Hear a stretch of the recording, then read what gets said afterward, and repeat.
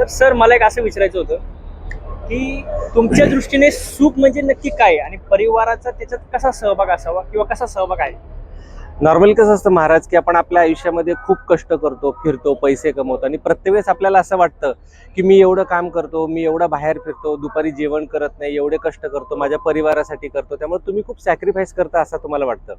पण सायंटिफिक दृष्ट्या किंवा आध्यात्मिक दृष्टिकोनातून जर आपण बघितलं तर कष्टाची व्याख्या ही वेगळी आहे. ती कसं असतं की सपोज तुम्ही दिवसभर बाहेर फिरतात, कष्ट करतात, ते तुमचं नैतिक जबाबदारी आहे, ते तुमचं कर्तव्य आहे. खरं सॅक्रिफाईस कोण करतं, ज्याला आपण त्याग म्हणतो, ती तुमचा मुलगा. आज तुमचा 5-6 वर्षाचा मुलगा आहे, तो दिवसभर बाबांची वाट बघतो.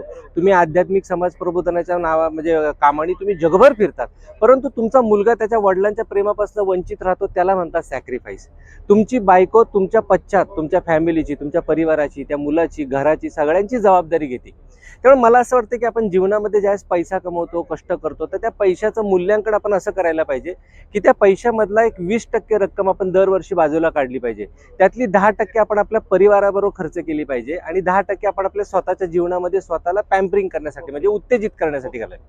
हे का करायचं? कारण आपण जे कष्ट करतो त्या कष्टामागं किंवा आपण जे सॅक्रिफाईस करतो त्याच्या मागं, त्यागामागं सगळ्यात मोठा उद्देश असतो आपल्या परिवाराचं सुख. म्हणून जोपर्यंत तुम्ही तुमच्या परिवाराला घेऊन तुमच्या कमवलेल्या रकमेतली 10% रक्कम खर्च करून त्यांना सुख देत नाही, तोपर्यंत खऱ्या अर्थानं सुख आपल्याला कळणार नाही. म्हणून जीवनामध्ये आपण खरं आहे ना, आता आपल्या परिवाराबरोबर चांगला वेळ वाया घालायला पाहिजे, म्हणजे एन्जॉय करायला पाहिजे.